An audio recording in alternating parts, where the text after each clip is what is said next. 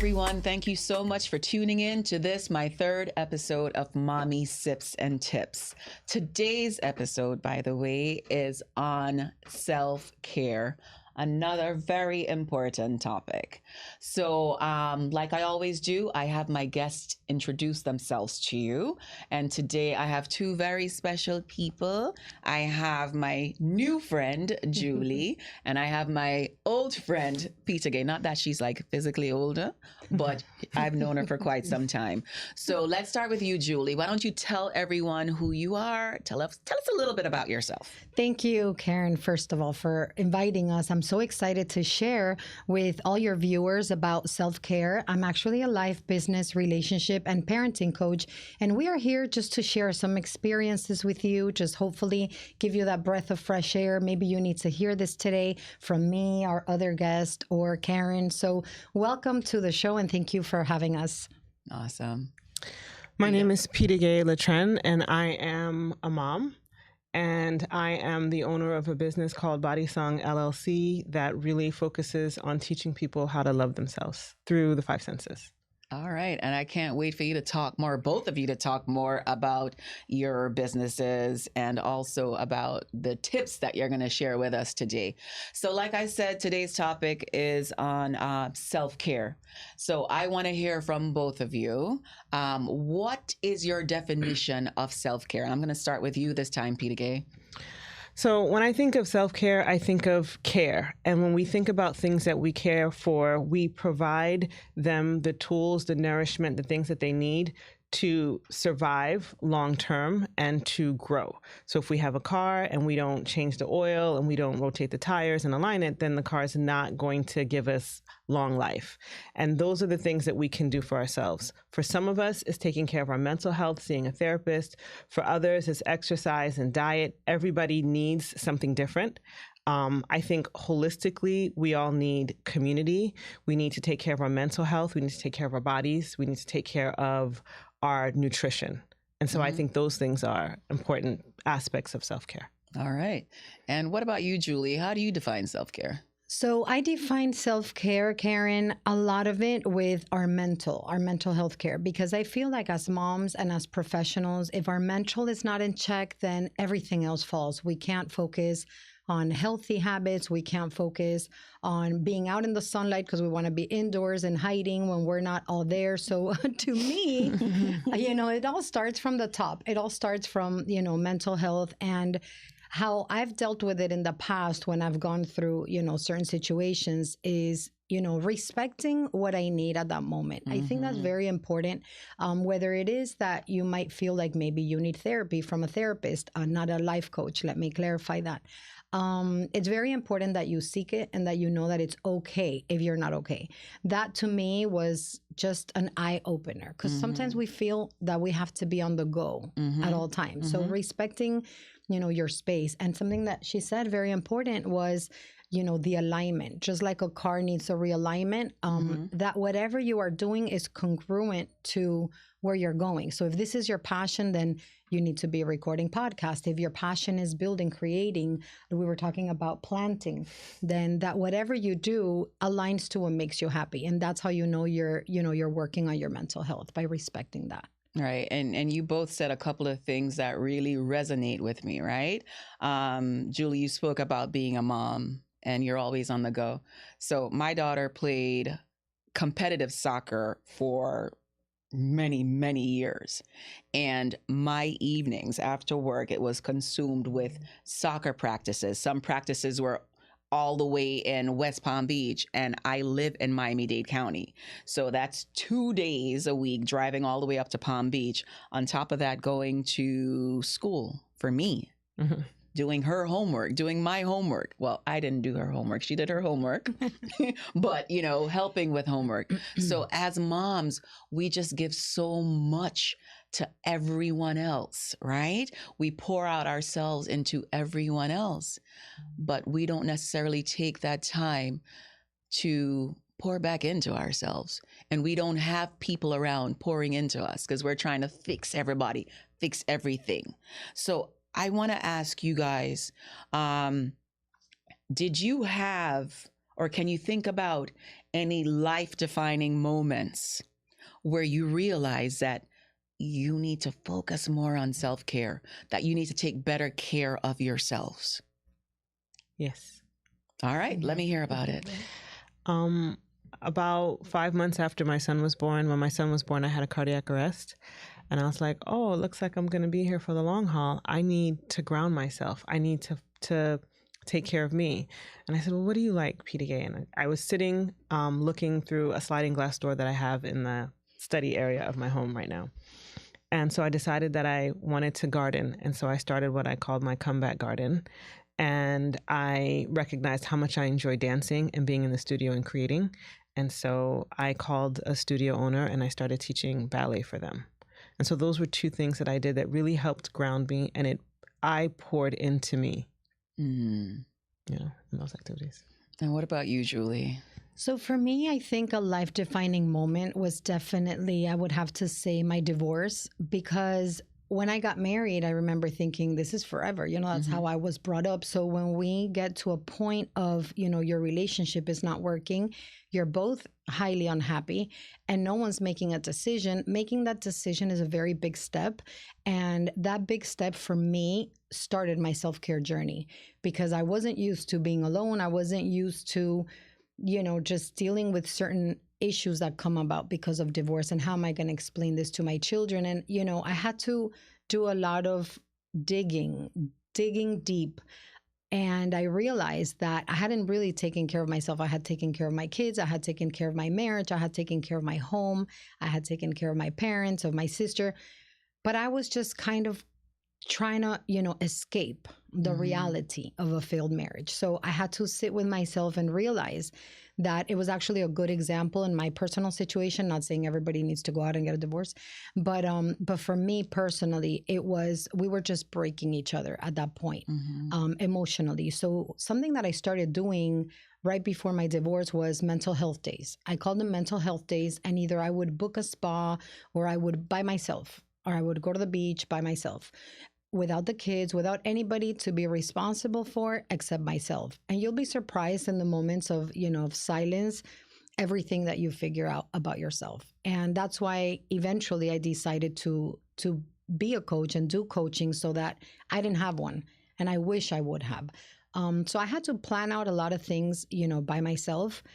And I think that what that taught me is that, first of all, you connect to yourself, but also connecting to the right people, connect to other people. Don't be afraid to ask for help. Don't be afraid to find a community of women who are going through it, have gone through it, or are possibly going through it, but they don't want to talk about it. So, that connection between us, I think, is very, very powerful. Wow. Can I say something? Yes, I too am divorced. And between the time that I made the decision and filed and served the papers and that whole process, I started writing gratitudes. And it was 6 years. So I said, I'm going to write one gratitude for every year. And some days, if all I could write was, well, we didn't argue today, or I'm grateful that I'm breathing on my own and we have food to eat and there's a roof over our heads, regardless of how things are under the roof. We still had the roof. And I found that those gratitudes took me a long way during that journey. I just wanted to share that. And I think that is one of the ways that we can help to release that stress, right? We can help to be more grateful. That helps you to be more grateful when you look at the bigger picture. And they say hindsight is 20/20. So in those moments of reflections, those moments of solitude for you, Julie, and I'm sure you had those too while you were writing out those notes of gratitude, right? You were able to reflect on the entire situation, and that helped you to get to where you are today, right? It helped you to make the decisions you needed to make for you. Yes. Right? Yeah. It helped to recharge you. For me, I recharge by going to the beach by myself, or just going outside by the pool and just looking at the water. For me, it's water that recharges me. It's the energy from the friends around me that recharge me. I had a self-defining moment as well. In 2020, I got to the point where I had this traumatic injury in my knees, and I realized I had to have a replacement on my knee. And after doing that, it's like I could barely walk. I had to go to rehab. I had to go to therapy. Wow. And because of the excess weight that I had on my body, I realized that maybe I should have been taking better care of myself. So ever since then, I made a decision that, I need to strengthen. I need to do more for me. So that was my life defining moment where I realized I had to pour into myself, or had to find people around me that poured into me. And Julie, I met Julie in Orlando, and I just met her a few weeks ago at a conference. Her and I sat on a panel together, and I heard her story. I heard her, talking about the divorce. And then she mentioned, her work and how she changed her work from one career to another, right? To being an entrepreneur. And she spoke about the people that she worked with. And she mentioned that one of them was a Karen. And here I am, Karen, sitting on stage, and she's like, she was a Karen. So I know that work can be something that causes stress.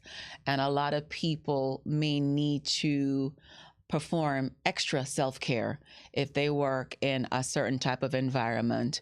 So what would you say to folks who have some professional stressors that are causing them to be in more of need for self-care? So the first thing that I would say is, before you go in, to take a moment to breathe and to meditate and to calm yourself.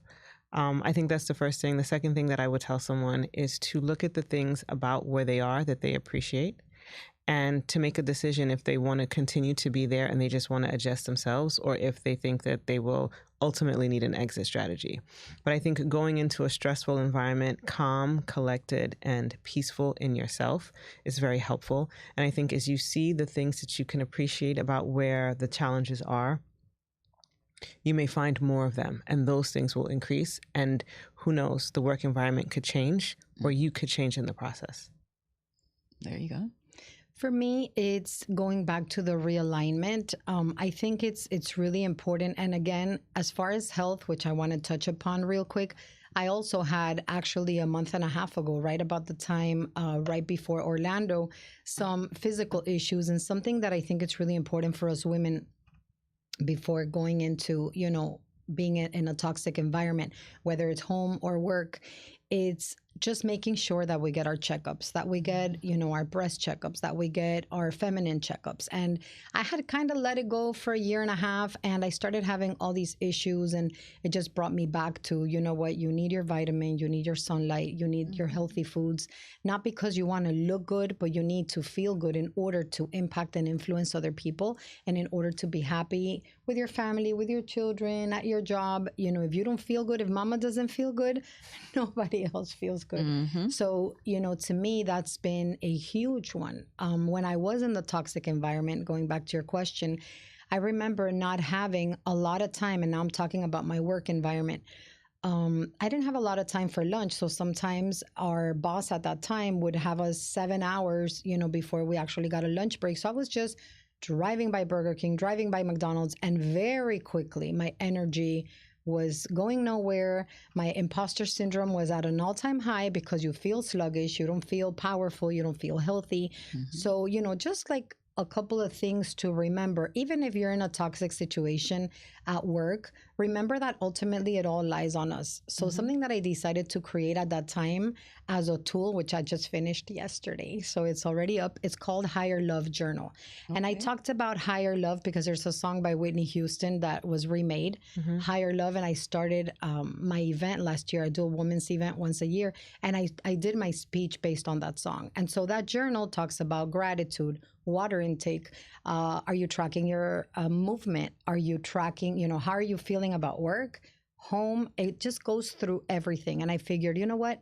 I didn't have like a tool. I was Googling everything when I was moving from my work and my divorce. I don't know if you were, but I was like, what do you do if you are scared to leave and scared to, I was like, okay, like if I would have had maybe like a tool to get me grounded first, before mapping it out, then that would have been a lot easier, both for work and for, relationships in general. So the Higher Love Journal is something that you're publishing?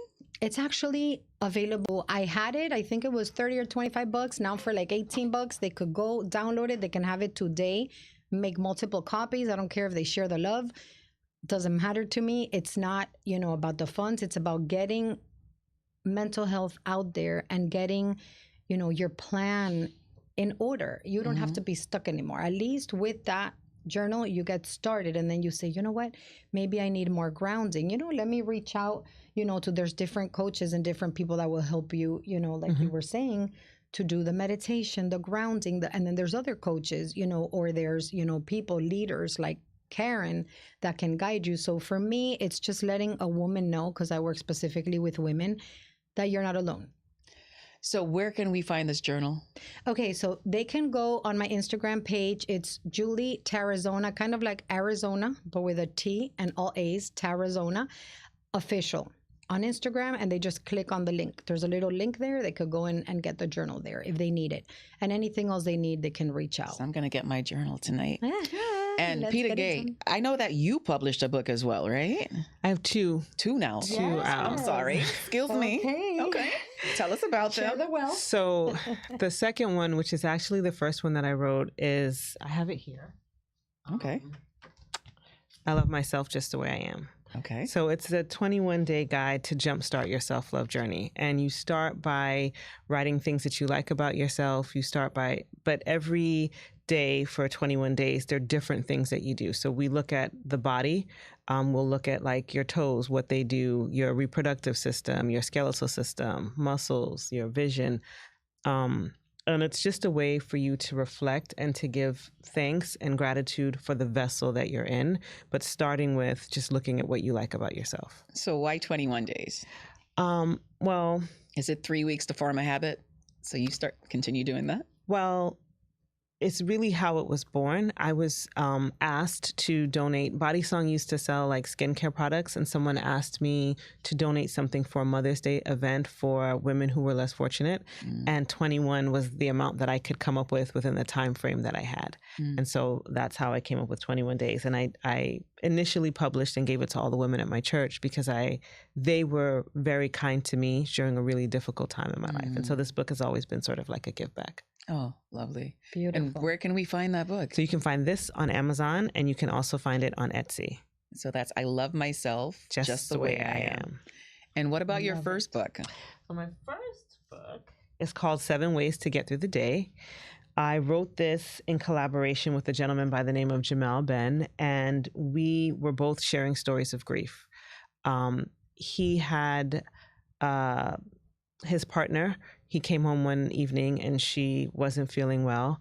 She ultimately ended up going to the hospital and she never came out. She had a massive stroke and an aneurysm and she passed. This was 2 weeks before their daughter turned 2. And he was someone that I was talking to a lot just after my divorce. And I was at the time grieving the losses of the pregnancy losses that I had before my son was born. And one day he said, I wanted to tell you something. And those things that he wanted to tell me, 6 of them are 6 of the 7 ways. Wow. The 7th way is what I added, and that is to laugh. And so we share our stories, and we also share the things that we use to help us overcome those challenging times. Wow. Yeah. All right. And that too is available on Amazon. This is available on Amazon in a digital copy, but it's also available on Etsy at wearebodysong.com, and it's on sale. All right. Very, very So there you nice. have it. 3 publications that we should definitely use to help guide us on our self-care journeys. All right. So I want to talk to you guys about the aspects of self-care because I looked this up and this is something that kind of made sense to me, right? Because they describe the aspects of self-care as physical health, which we all spoke about, mental health, which you spoke about as well, right? The emotional aspect and also the spiritual aspect. And we've touched on the mental health piece of it. And we've talked about different ways that we can, take care of our mental health. Mhm. But I want to hear from you both now on the spiritual health, the spiritual aspect of self-care. How do you fill that cup when it comes to that spiritual aspect? You wanna So, go? Mhm. I attend church. I attend a church regularly. So that's one way that I do it. I have a son that is soon to be 8. And I learned from my students that a class that I taught was really meaningful to them. And I implemented that with my son. And so church is once a week, but daily we have a breathe, stretch, and meditate practice that we do before we go to bed, after which we say gratitudes. Now, it has dwindled down to just meditate. Right? Sometimes when I have company, my son likes to be the leader, and but essentially what happens is I set a timer. We lie down, we put our hands over us, and we just feel our hands go up and down, and we breathe. And when we're done, we say the things that we're grateful for. So that's the daily portion that happens at night. And in the morning, racing to get him to school, we get in the car and we say affirmations. Now, usually the same music from the meditations is on my phone in the morning when it's time to get up. And so in the morning, the affirmations are, I thank you, God, for another day. I have value. I matter. I love myself just the way I am. I am prosperous. And then whatever I feel after that. I'm a brilliant, talented, prolific artist, or I'm a great mom, or what have you. And for him, he says, I go to school, I follow instructions the first time they're given. I listen, I focus, I'm kind. And Lovely. that's our daily practice. I love it. I love it. So that's our So our that practice. definitely will fill that spiritual cup, right? Yeah. Very What about nice. you, Julie? So for me, spirituality is everything. I actually don't feel that I can do anything, without the gratitude of, having God in my heart. And I feel that people have God in their hearts in different ways, and that's okay. The way that it works for me, it's always been talking to him like he's my best friend. For instance, coming over here. Thank you so much because this aligns with my purpose. Thank you so much because I'm going to meet other great people. And it's funny that she said about the book, because when I lost my dad, when you lose a loved one, when you go through grief, sometimes your faith is a little shaken, So when I lost my father, to me, it was unexpected. We had 5 weeks from the beginning to the end. So I was like, I don't know how to do this part. I thought I had it together, but clearly I don't. And sometimes for me, faith means relinquishing control, putting it in the hands of, for me, my creator, and just giving him thanks as I go. So for instance, when my father passed away, I was on another podcast and they said, well, how can you say that you display gratitude if your father just passed away? And I said, you know what? I was grateful for other things. For example, spending the last moments with him. I was grateful for having the best hospice care workers that I could have ever expected to have. Some people don't even get that. So, just that gratitude is crucial, as part of my day to day. God, thank you so much. Today was such a powerful, podcast. Now on to the next thing. I'm so grateful. I'm going to my mom's house. I get to visit my mom. I get to do these things. So I'm sorry. Oh, go ahead. No, I just wanted to say one more quick thing. Okay, When I'm you sorry, said go ahead. affirmations, in the higher love, I actually finish with affirmations because some people have such a hard time affirming themselves. So I give them to you. So you have no excuse. You have like 50 affirmations for spiritual, physical, so that you can't say, I don't know what to say about myself, So Right. That's wonderful. I noticed your eyes lovely. watering. Because you were talking about your dad. Yeah. My dad just passed. And I'm sorry. I just want to say that I don't think grief is the absence of gratitude. So sometimes people will say to you, you should be grateful for what you had, or how can you be grateful? And it's important for me to acknowledge that because someone is grieving, or someone may be sad, or someone doesn't know how to process, is it by no means demonstrative of the absence of gratitude for the presence that they had for that person. 100%. So sorry. 100%. And that for me was just, like for everybody else, when you go through grief, you can't control it. And it's okay to feel it. It's okay to cry it. That you don't have to go to the beach and get the sunlight and take your vitamins. You just have to lay down and cry. That's what you have to do. And I think it's we all okay. process differently, right? And that's I guess that's one of the things about self-care that we need to understand, that you don't need to do what everyone else does. You pave your own path. You do what's best for you. You process in your own way. You grieve in your own way. So no one could tell you how to feel about something. Exactly. All right? I also think, though, that self-care is not about what other people tell you, but about the depth of what you're willing to allow for yourself to go through. Exactly. Right? So are you willing to allow yourself the moments to cry? Are you willing to allow yourself some moments for gratitude?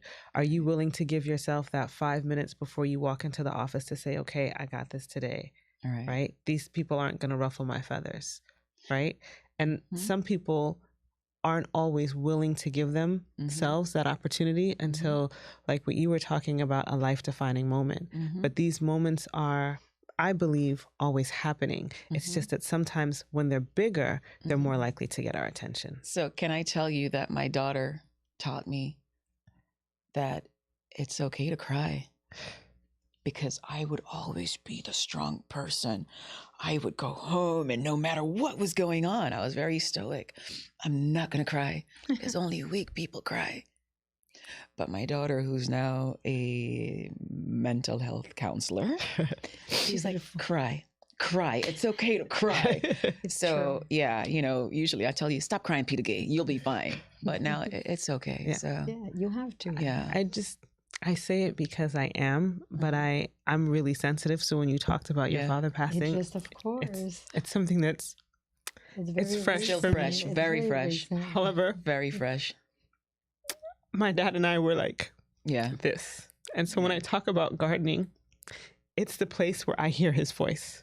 So I make these jokes about how I'm sorry, I'm Caribbean. Plants them can't get along. Ackee tree, the coconut tree, I punched the ackee tree in the face, and the plum tree wants some breed, and the mango said, "Me not getting into that argument." And Oh my gosh! Because I hear, my dad was the person who would come over. Oh, I have a coconut tree. Oh, wait, and it was also the thing that I shared with him. Oh, I got some lemongrass. I'm gonna get 2. I get 1 for daddy. And her dad would call, Karen, you want some jackfruit? Yes, that was Uncle Austin. Wow. Yeah. All right, honey. It's still fresh. I totally understand. That's So, Yeah, but I hope that this is a testament that you can do both, and that it's okay to give yourself permission regardless of circumstance. And something beautiful that I like to share with people is you do the best you can with what you have, and that's okay. That's more than that's good. it. Oh yeah. That's it. And that should be enough. If it's enough for you, then it has to be enough for everyone else, right? Yes. So we are not going to touch on the other. I think we kind of covered it. We talked about the physical. We talked about the mental, the emotional. We're talking about that now, right? Yeah. Because to take care of that emotional aspect, we talked about relationships. We talked about your friends supporting, your family supporting, and connecting with the community, volunteering, grounding, all that great stuff. I want to end this today with you both looking in that camera. Okay. We're going to go on a time. We're going to give you a second. Julie, we're going to start with you. Okay. I want you to look in the camera, and I want you to tell folks about why you think self-care is so important, and share your top self-care tips with everyone. Okay. So why do I think self-care is so important? Because you're worth it. Because we are all worth it. So even when you feel unworthy, you have a creator that is in love with you and created you perfectly, even with your imperfections, because you are loved regardless of what anybody has ever told you. You are still loved. You can be supported. So find a community that you can count on. You have Elevate Women's Conference. It's one of the conferences I do once a year. You can reach out to Karen. You can reach out to me. You can reach out to Peta. You have support. You're not alone. You're worth it. And so the best self-care tip that I can give you today is take action. Either get your higher love journal, go and order the books that our girlfriend here shared with us, make an appointment with a mental health counselor, go get your breast checkup, just do something, go book a spa, book a massage, book a facial, just take an action towards yourself, towards your self-love. And at least you start with a little positive nugget today. All right. Thank you. So I want to follow up with what you're saying. There is a quote. It's a famous quote. I believe, don't quote me, it is by Agnes DeMille to Martha Graham.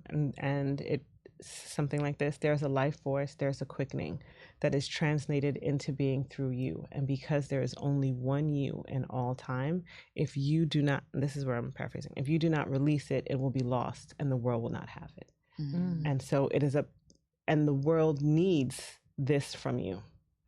And so if I were to give someone one tip, I would say to make yourself a priority. And I would say be intentional about your community.